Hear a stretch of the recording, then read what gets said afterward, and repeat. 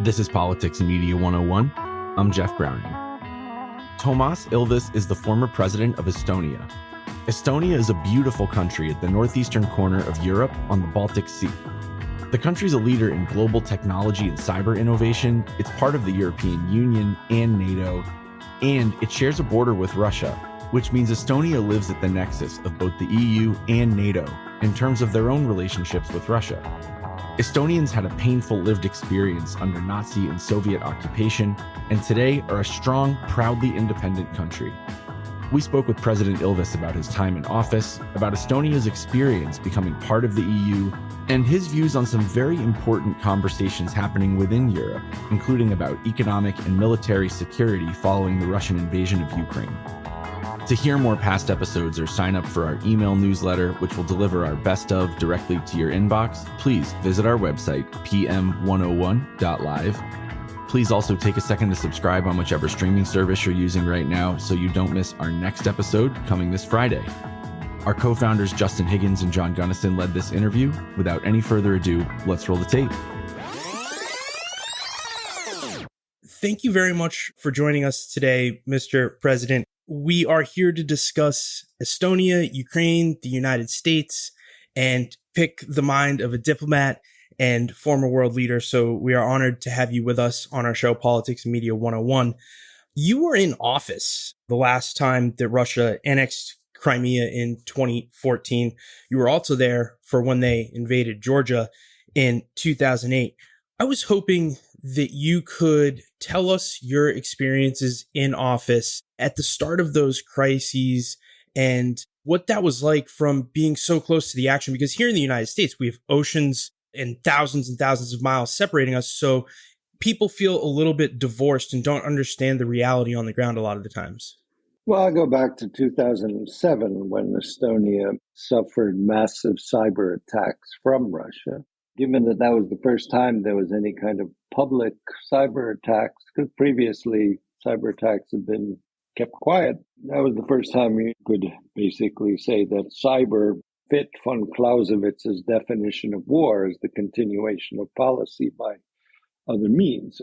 So 2007, we were already getting that. I mean, the problem is, long before that, I mean, Russia had taken a completely different attitude toward Eastern Europe compared to Western Europe. So while you see people saying, oh, Putin's never used gas for political ends, at least they said that until this spring. In fact, they had blocked natural gas deliveries to all three Baltic countries in 91, 92. So, I mean, it's a different kind of behavior. 2008, I view as taking a green light from Merkel's veto of even a membership action plan for Georgia and Ukraine, because basically that signaled that, no, we're not going to really view these people as even potential allies. So it was a fairly quick war. And typical, I think, of the problems was that along with President Kaczynski of Poland and the Prime Minister of Latvia and the President of Lithuania, we flew down there. And President Sarkozy was there too, since it was the French presidency. It was the previous time the French held the presidency. Well, the first thing was when President Kaczynski said, let's have a meeting, fairly typically, Sarkozy said, with you, but not the little ones, meaning us. Sarkozy negotiated a deal which consisted of 6 points, but the most important one was the withdrawal of Russian troops from Georgia. And that until that happened, basically the economic program the EU had with Russia, called the Partnership and Cooperation Agreement, would be suspended. But 6 weeks later, at the Council of the European Union, that's when all the prime ministers get together, Sarkozy fought that provision about Russian troop withdrawals and came out and said, thank God, common sense prevailed when the Partnership and Cooperation Agreement was reinstated. So, I mean, that was kind of gave you a view of Western versus Central and Eastern European understandings of Russian aggression. Followed shortly thereafter in 2009 by the reset by the United States. We see this repeated in 2014 when initially it was a fairly weak response from the European Union on the annexation of Crimea. I think the sanctions became somewhat stronger after MH17, the Malaysian airliner, was shot down by the Russians in Ukraine, since that led to a concrete loss of life on the part of Europeans.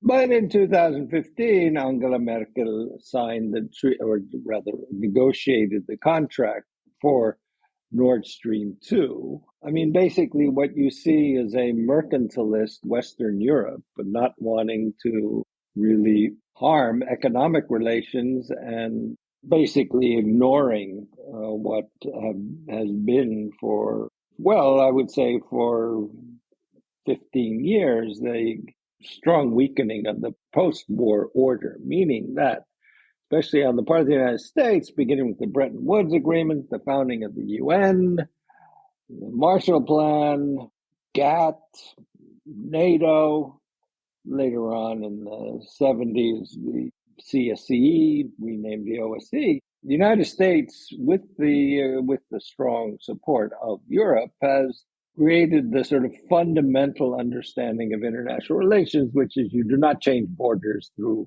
force or threat of use of force. And this has begun to collapse. In the intervening time in 1989, 1990, you could say, okay, that was the end of the Cold War. Everyone said, okay, now we got the peace dividend. Everything is wonderful. The end of history, a book largely misinterpreted by or a title misinterpreted, I would argue. That's what Professor Fukuyama told us when we had him on the show. It was largely misinterpreted. I agree with him because he was talking about the teleology of history, not about history itself. But in any case, everyone was living in this wonder world of slashing defense budgets, and everyone was getting along with everyone. And in Western Europe, lots of people were making lots of money, and everyone was very happy. But I mean, when you start seeing the fundamental rules of the ban on use of force to change borders already in 2008, and then followed by 2014, basically ignored by the Western countries aside from Central and Eastern Europe. But I mean, we were already in the EU and NATO at that time, but we were overridden. It really took this final invasion or the second invasion of Ukraine to get any action going. And even there, it's not clear how much action there is. The United States and the Central and Eastern European countries have actually committed very strongly. My own country has spent 0.8% of our entire GDP with military assistance to Ukraine. And Latvia is right there, and Poland is right there. I mean, we take far more refugees. We pay a lot more money. I mean, and Western Europe has been so-so. And the two countries with pretensions to be the leaders of Europe, Germany and France, have been somewhat lackluster, I would argue. So we're going to get into everything that you just mentioned, but I just had one more question about the mindset or even the political thought running through the Western Europe, the United States that led up to this situation that we're in. So in the US, you had decades, but people would argue, especially under President Obama, a desire to use trade to influence countries like China in their actions, not to go and use military force or coerce them. And then I think many would argue in Western Europe, you had the same ideals or thought process going on with Russia, trying to soften them through economic ties. How much do you think that led up to our current state of being? And did the politicians 10, 15 years ago, the time period that you just explained to us, did they not really think that what is happening in Ukraine today was even possible in the post-World War II, post-Cold War world order?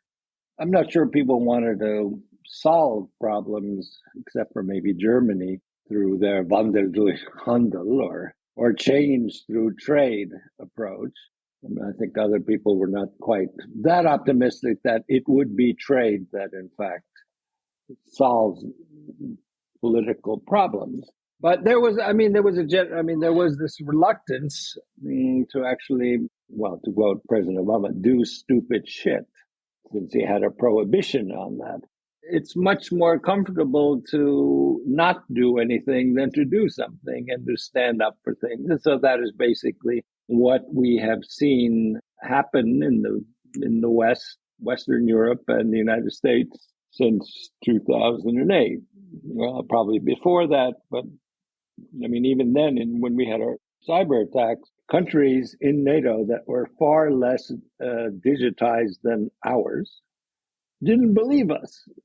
It's kind of funny when someone who couldn't tell the difference between a toaster oven and a laptop starts telling us that we don't know what we're talking about.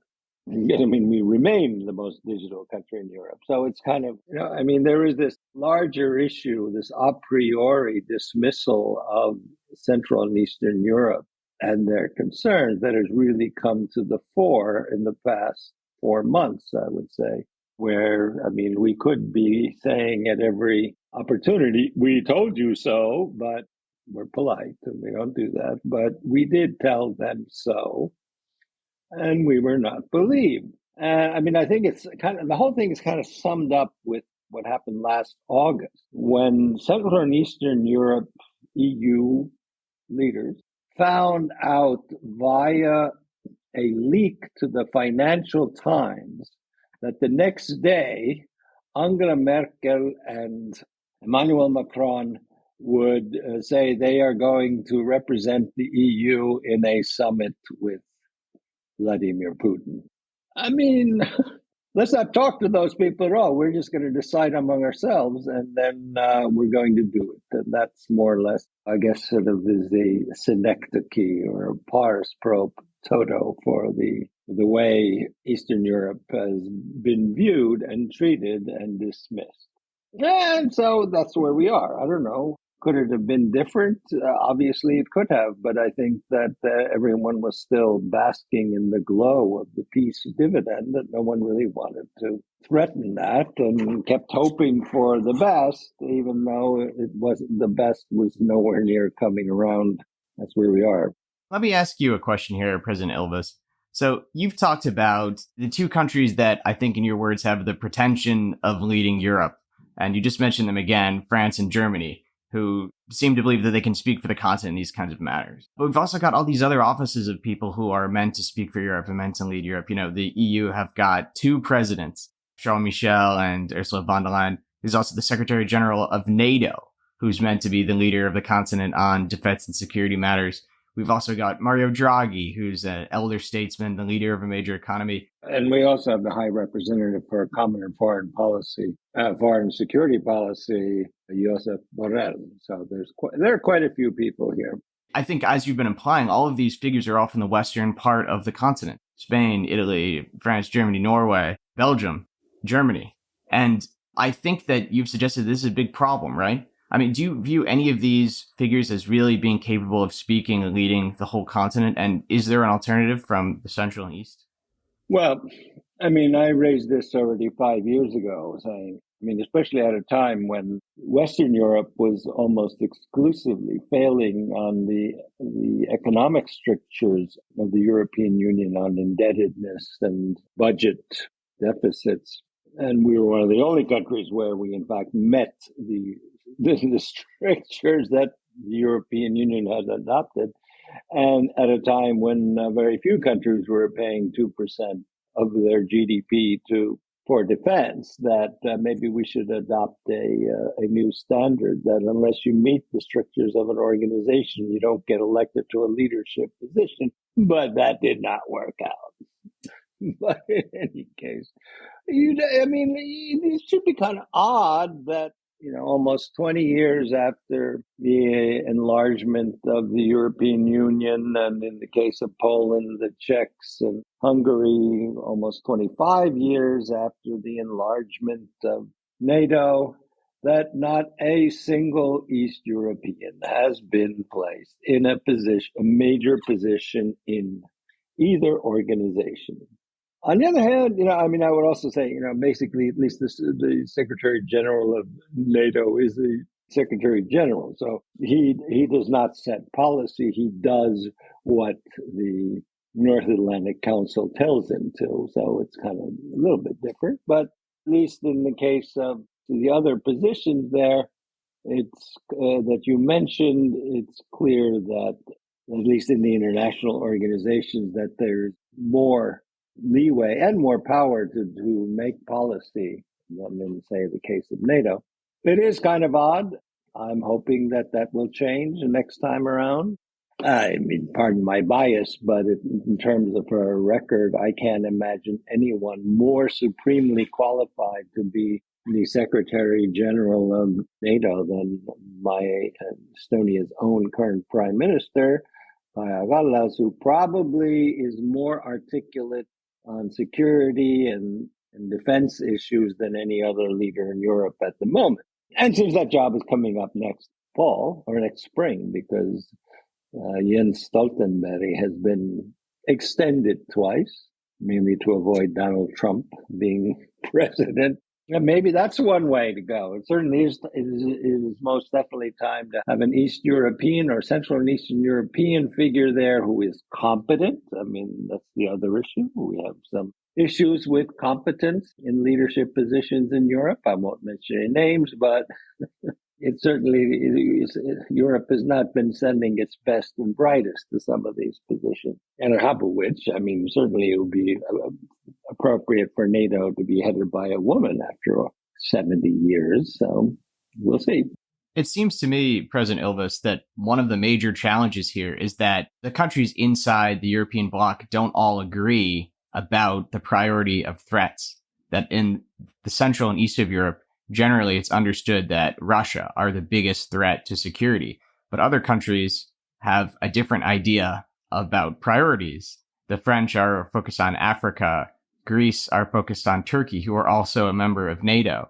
And across this disparate region, it's difficult to come to a consensus about where we should put our strategic focus.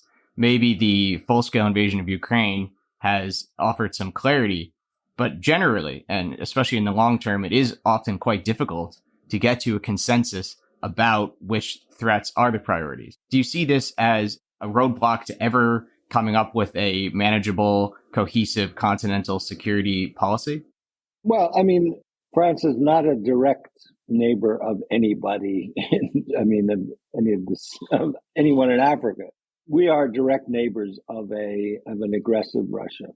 I think it has much more to do with basically being viewed as second class or second order members, that we don't count as much.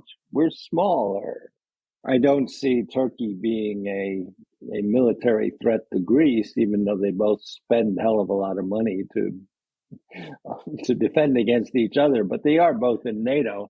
I don't think that's the problem. I mean, my sense is very strong that these countries on the East are still, to this day, not taken seriously, even though in many cases, my country is a lot more advanced in a number of areas, be it corruption, be it digitization, be it in fiscal policy, than so-called old Europe, to use Donald Rumsfeld's formulation. But that's the way it is.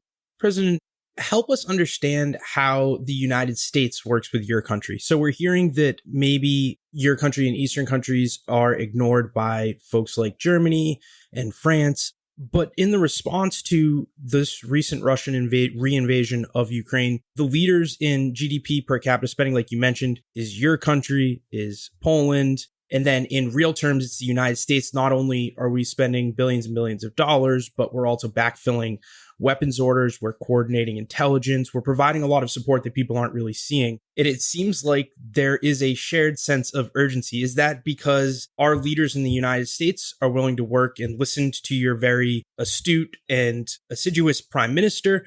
Or is it just that we maybe share values more closely than you folks and Germany, for example? What's going on there? Why do we seem hand in glove on this? I mean, for one, what is notably missing in Central and Eastern Europe is the kind of knee-jerk anti-Americanism that has infected Western Europe ever since the Pershing missiles, or maybe even before that, right? So, I mean, there's like a 50, 60-year tradition of being anti-American, whereas the United States was throughout the Cold War kind of the beacon. I mean, I wouldn't want to say the shining city on the hill, but it was kind of a shining city on the hill. Was the most principled country on these issues and fundamental rights and freedoms, human rights. That, of course, I think has left a lasting impression, or rather the errors of omission on the part of Western Europe, kind of being perfectly happy to really not care much about Eastern Europe during the Cold War period.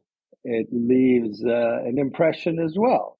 There are all these people in Estonia who are now in their 30s, were born in the 1980s, whose first name is Ronald.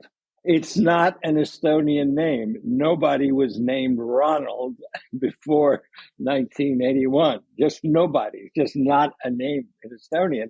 Now, those people named Ronald. I mean, I think that kind of said something about things. And this was, this is during communist occupation, but people went and named their kid males, obviously Ronald.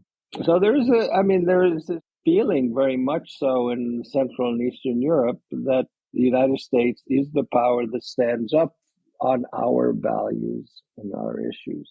So I think that's there. And certainly, the other thing is the United States, more than Western Europe, sees beyond its own immediate neighborhood. So, you could be perfectly happy sitting in Berlin saying, well, we have Poland as a buffer. What do we care? Whereas in the United States, you don't see, the Atlantic Ocean and all of Europe as a buffer. You must be aware of what's going on in the world and be concerned about it. So just to follow up there, the United States, since at least President Obama's second term with the Trans-Pacific Partnership and the pivot to Asia, has been trying to move over to Asia. President Trump, for all of his ills, and there are a lot of them, he did make China a bigger issue. And for example, in 2018, we had the National Defense Strategy document, which described in a little bit more detail how we're going to pivot, how we're focusing on China. And it's just been a growing desire to shift away from Europe, shift away from the Middle East in some senses, and over to deal with China in the Asia Pacific. Is there the concern that the United States will potentially lose interest in what is going on in Ukraine with Russia in Europe, disengage maybe a little bit more than folks in Estonia would like, and truly make that pivot to Asia? Or is that not top of mind? Well, I argued in a paper I wrote already 15 years ago that we have to understand what the fundamental threat to the United States is, and that this will be a problem from that point on. And in fact, it's continued even during the Biden administration. There clearly is a faction in the National Security Council that would prefer to quote, park Russia, unquote, and deal with China. And I think that will be I think part of the reason why Putin did this, among other reasons, but one of them is that he thinks that, well, maybe the United States won't pay attention to all of this stuff because they have bigger fish to fry or whatever to worry about. I think this will be a fundamental issue for all countries, not China, because I think it was someone at the NSA, Russia's a hurricane, China's climate change. That's where we are. And this will be an issue for a long, long time, at least certainly through the lifetimes of several generations beyond me. That was Ron Joyce, just to... Right, it was Joyce, right. The pivot to Asia. The term is 10 years old now, and arguably for most of those 10 years, it's been more of a figure of speech than a rhetorical device, than concrete policy. Arguably, that's changed under the Biden administration in the last year, even amid efforts to combat the coronavirus pandemic, to reestablish transatlantic ties, to extricate the U.S. from Afghanistan. Even amid all that, there's been a real concerted effort to re-energize ties with Asia, to refocus U.S. attention, commitment, investments in this region. You see this in the Quad, which the U.S. has tried to reinvigorate to use to address vaccine shortages and to supply chain security issues and so on. You see it in AUKUS, the partnership with the U.S., with the UK and Australia to deliver nuclear submarines to Australia. And all of this, quite openly, the goal is to establish an order in Asia that's friendly to U.S. interests and values, and that is capable of counterbalancing a rising China. Are you concerned that countries in Europe, especially smaller countries in Europe, might end up getting caught up in this new rivalry that the United States and China are developing? We've seen in the last year how Lithuania became a point of much pressure from the Chinese. Is that something you're concerned about? Or do you think that countries like Estonia, countries like Latvia and Lithuania are fully prepared to sign up for a new global rivalry between these two potential hegemons?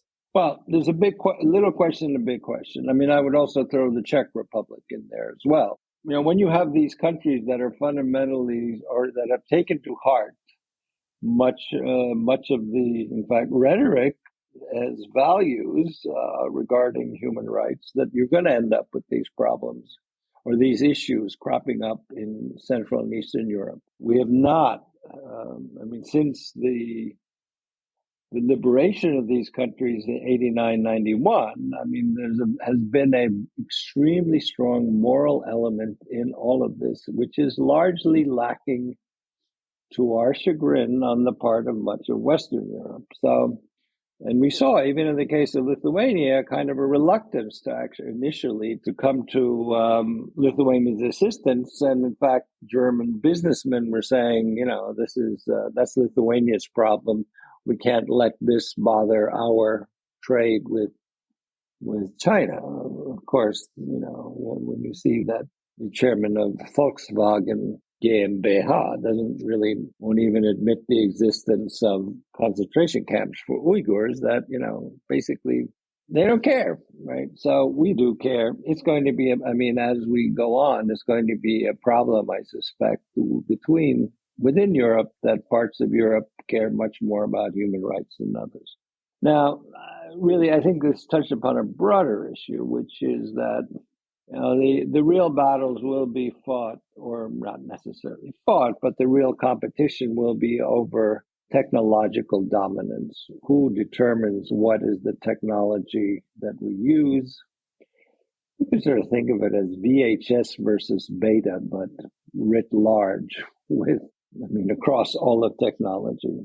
Frankly, if you have 1.3 billion Chinese, you have 330 million Americans and 500 million Europeans, more or less, including the UK. Transatlantic hostility, rivalry, knee-jerk attitudes are really, really dumb.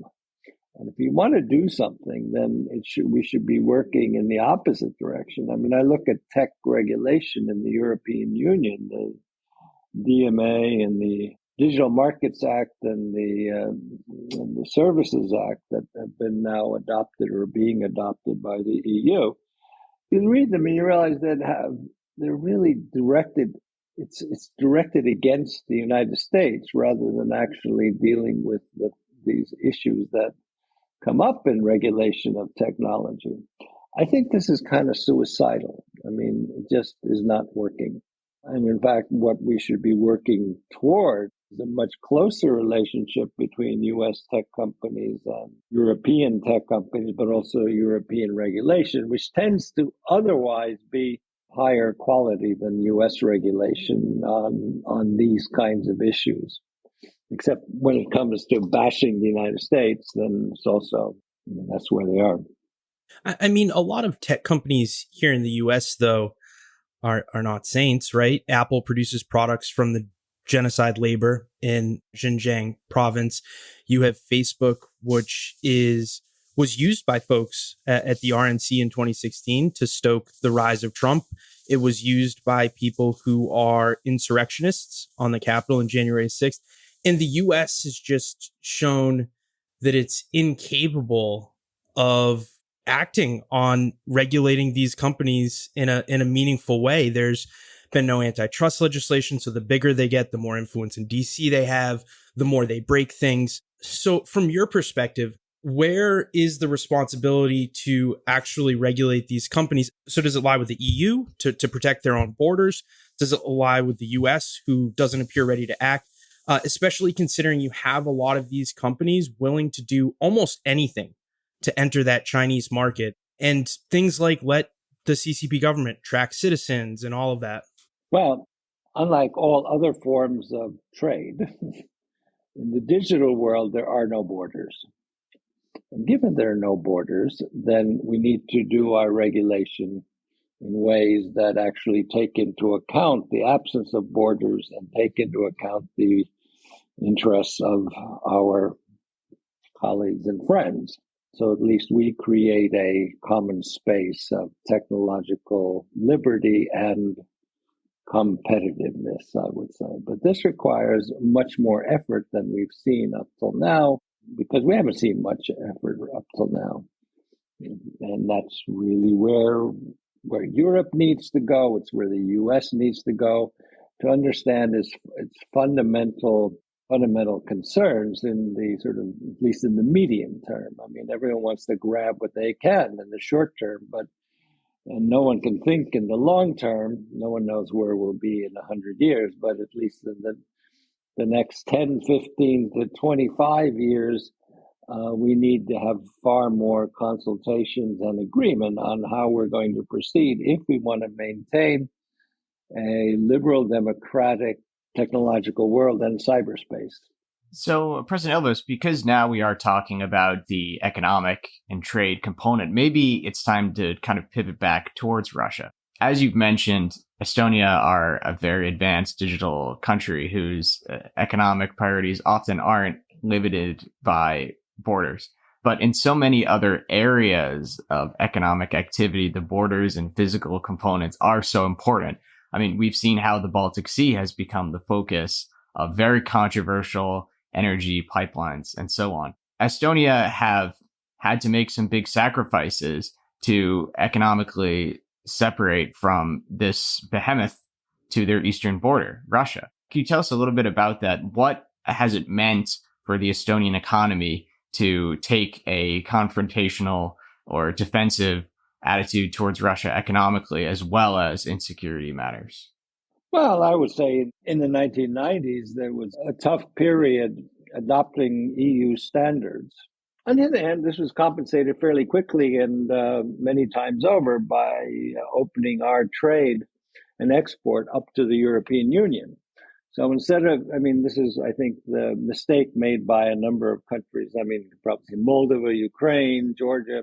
We won't adopt EU standards, then we can we can export to the limitless, trashy market known as Russia. Whereas if you want to really make money, we make our health standards for food and all of that stuff. We bring into alignment with the European Union even before we join the European Union, but we have a market there. And so by the time we joined, we were already had about 80% of our trade was with the European Union countries, and we weren't even members yet. So it worked out well. And right now, Estonia is doing rather well economically and has for the past 20 years. There was opposition in the middle 90s by people, mainly economic interests, saying, well, we can make so much money selling to those Russians because they don't care about quality anyway. Whereas now, that's not an issue. And in fact, until the sanctions, basically, we were selling, Estonian products were in demand, and especially agricultural products were in demand in Russia precisely because they were of higher quality. So Estonian cheese was a big item in Moscow. President Ilves, you're describing how Estonia had already largely integrated economically into the European single market even before membership. And it makes me think about the potential paths for Ukraine. It seems as though it will be, even though more and more countries are coming to support candidate status for Ukraine, it seems we're very far away from Ukraine becoming an actual member of the EU. And it could perhaps end up in a limbo like the Western Balkans countries and fall in some areas short of full membership. What do you think about this? Do you think that it's possible that Ukraine can really become a member in the future? Or do you think that the Ukrainians can have an ambition about some kind of status short of membership that allows them to integrate into the EU single market, just like Estonia did even before becoming a member? Well, I would be reluctant to really promote a halfway house because I think that's a way for some countries in Western Europe to keep out Ukraine from having a voice in political matters. I mean, it's kind of easy. Okay, well, we'll let you export here, but don't even think you're going to be able to influence our politics. And this is actually an old idea that goes back to the 1990s, where Karl Lammers, and then a colleague who became the finance minister of Germany under Merkel, Schäuble, proposed this two-tiered Europe thing. And this was then used as an idea to basically keep Central and Eastern Europe in a second-class limbo. And now they're trying it again. I mean, I was surprised to see the Politico Europe said Macron's bold, sweeping vision. I mean, like actually, now it's 25 years old. I remember railing against this 25 years ago.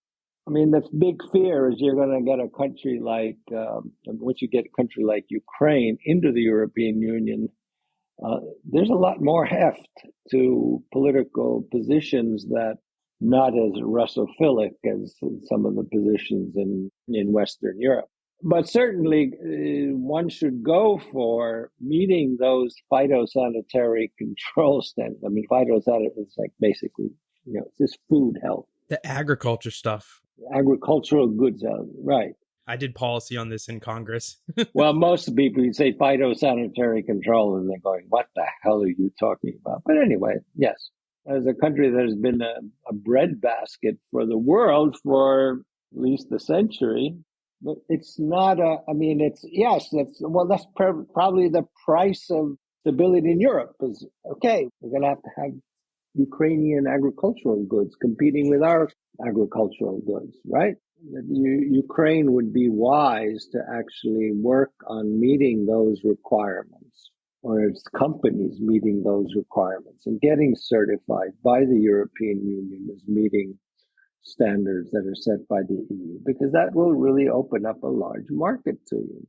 Right now, with the association agreement with the European Union, basically Ukraine is in a kind of at a disadvantage, because that says that, well, we can sell goods either way.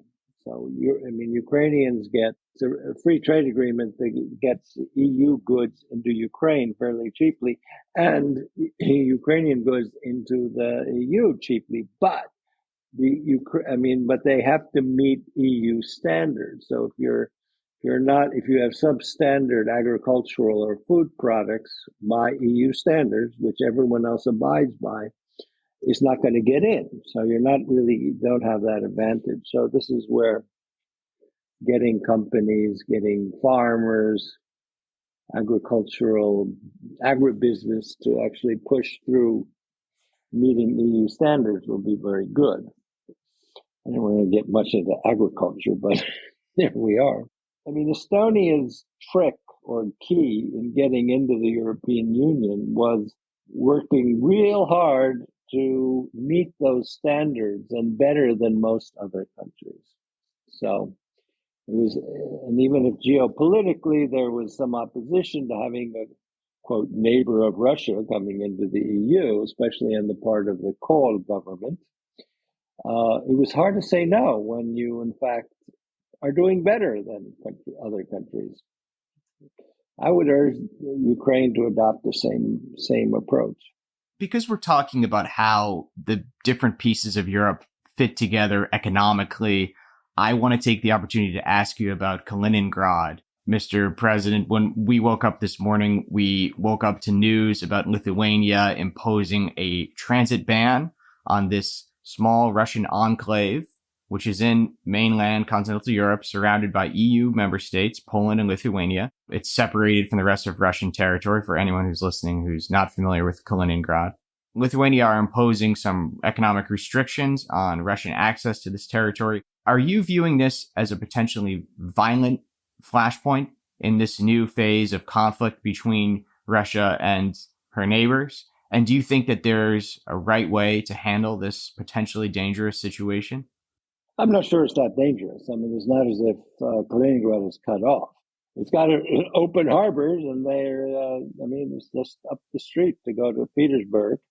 I read that. I have to see how much of this is the result of the European Union's common policy or not. Because, in fact, it's wrong to cast it as that Lithuania is putting a blockade. It is that this rail line goes through Lithuania.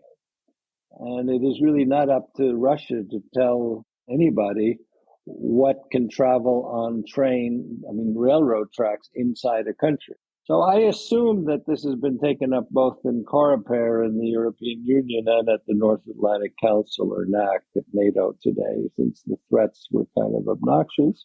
But it's not as if Kaliningrad is cut off.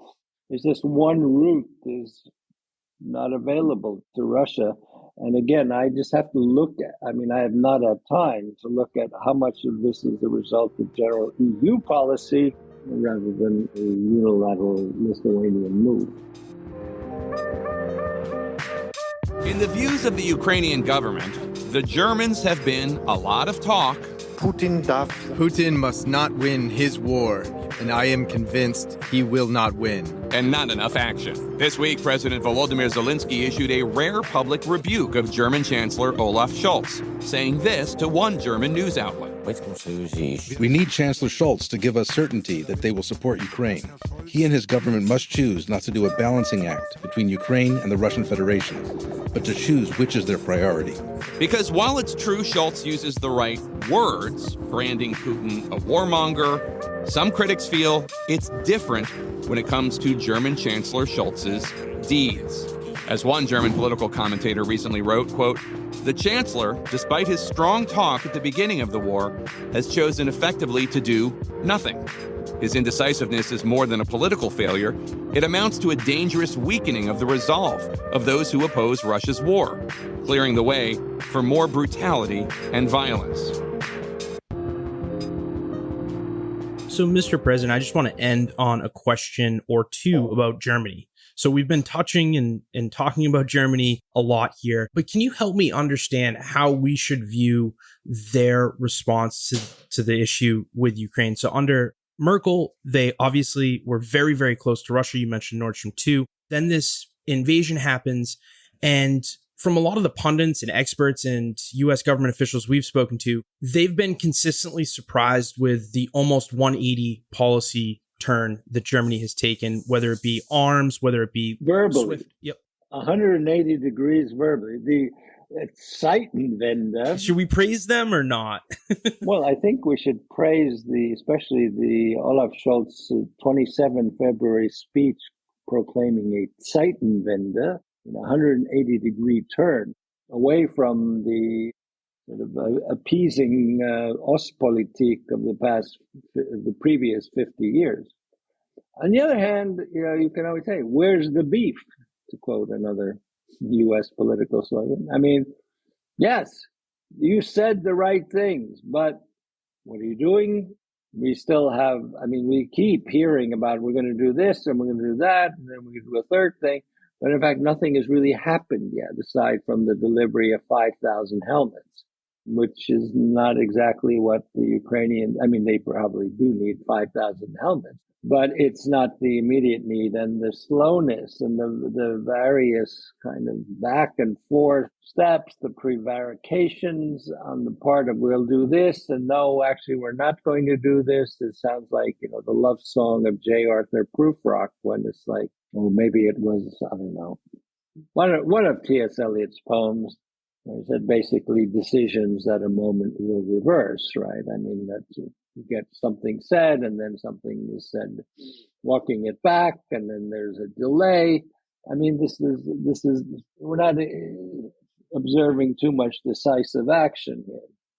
Words, but not that much in terms of action. And I think this is something that, compared to other countries which have done far more. I mean, basically, Estonia in absolute terms has given more to Ukraine, not even proportionally. I mean, proportionally, we always come out on top. But even in absolute numbers of euros, I mean, we have given more to Ukraine than Germany, which is 60 times the size of my country. So we're waiting for this 180-degree turn. So then, if the elites in Germany aren't all clamoring to support Ukraine in a similar fashion as Estonia, but they are making these promises, do you think there will be enough domestic support from the German people to force and pressure their politicians into actually coming through with these promises? Or do you think these promises will just be lost and forgotten as the conflict moves on, and they'll get all the immediate praise from the US and folks like us on this podcast and then never come through on it? What are we looking at here? Well, actually, some 74% of Germans support taking a tough line on Russia. I mean, it's actually popular opinion is way ahead of the Social Democratic Party. It's one of those situations where you have sort of anti-leadership. The population, the public wants something and supports something, and the government is trying to, is basically unable to decide on matters. And this is, for whatever reason, it is a big change in political traditions, and it's maybe some people are offended, but in any case, the German public is much more on Ukraine's side than the German political class, with the exception probably of the Greens, who have done a remarkable turnaround in their politics in the past 20 years. I mean, it's not brand new, but beginning with Joschka Fischer, the Greens have become the transatlanticist party of Germany, which is kind of a strange thing, if you I at least remember the Greens in the 1980s. Because we're talking about how Germany's public opinion are influencing their policy and to what extent, we can see in different parts of Europe how domestically you do have these pro-Russian contingents that are part of public life. In Italy, about half the public in polling have said that they're sympathetic to Russia's view. France are going to have a hung parliament where some of the major parties that will be represented are Russophile, whether it's National Rally or Mélenchon's camp. In Bulgaria, they're heading towards political crisis, partly because of the pro-Russian camp and their politics.